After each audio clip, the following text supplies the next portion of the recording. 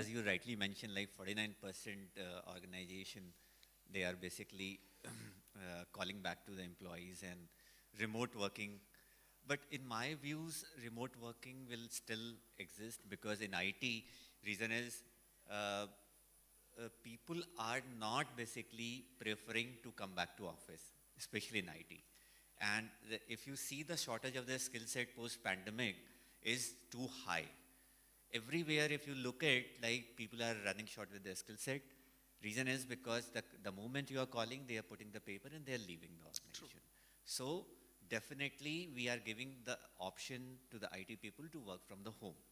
And if you are leaving this option to the one department, definitely other departments is also asking.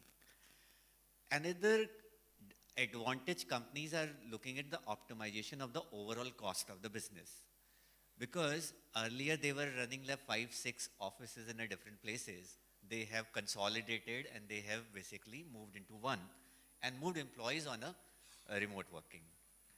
So if you have seen the Aruba's presentation, so they are offering a lot of good things there and they're talking about the remote. And that's a fact.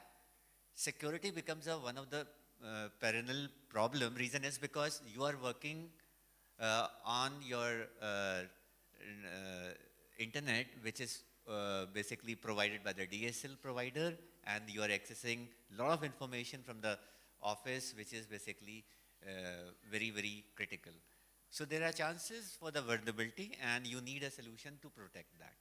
So definitely there are so many innovations are coming, and I'm sure those things will be addressed, but this scenario will continue forever. Yes. That will not go back.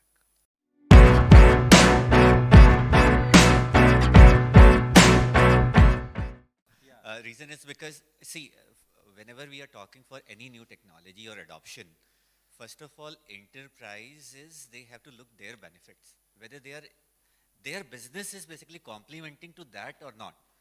Because it's a huge investment, they have to do that, right?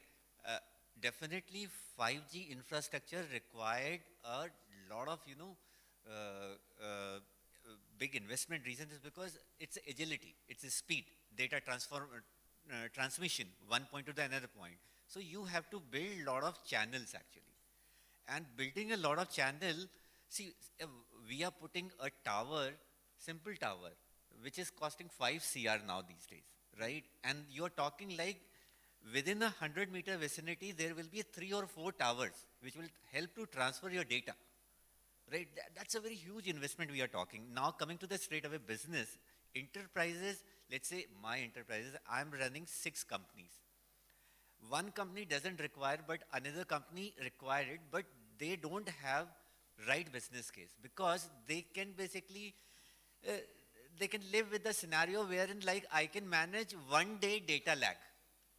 Let's talk for the BFSI. Yes. BFSI clearly says, okay, I'm fine. I'm managing my data with the 1 day lag. Paytm says amount will settle in a T+1. I'm fine with that. Why do we need this infrastructure in that case? It means we have to look at the business. Right now, if I want real-time transfer has to be happened. So if I look the healthcare, where immediately CT scan has to be transferred, MRI has to be transferred, doctor is sitting remotely. That business case is fitting there, yes, right? But in my scenario, enterprise will not basically go for it. So we have to look at the perspective, which perspective is better to adopt that technology, how fast they can, and what they are contributing, and what investment size they are ready to invest in. That's what is my perspective is.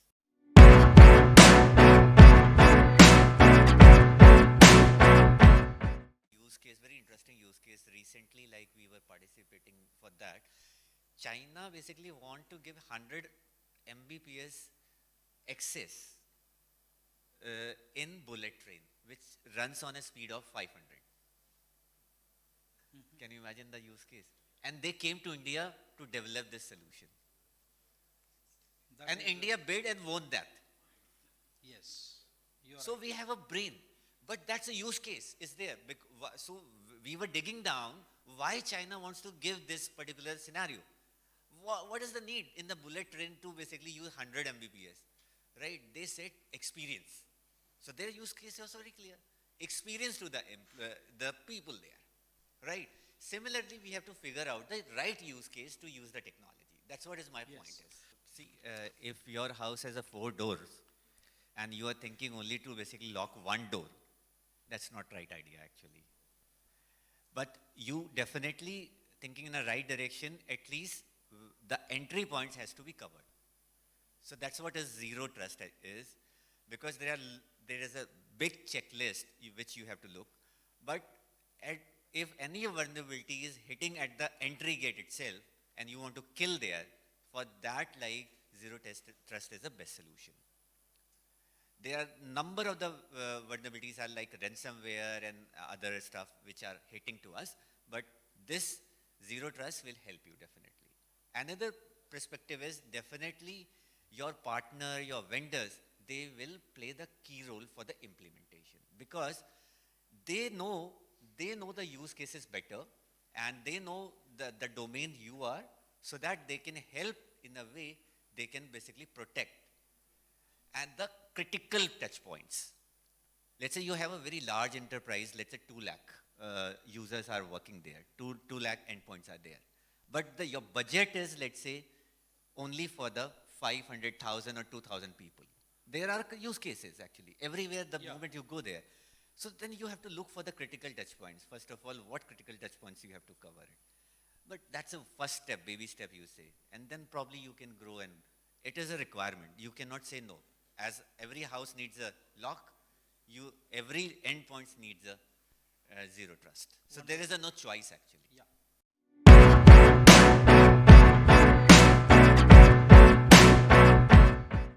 I definitely look for data analytics and AI ML.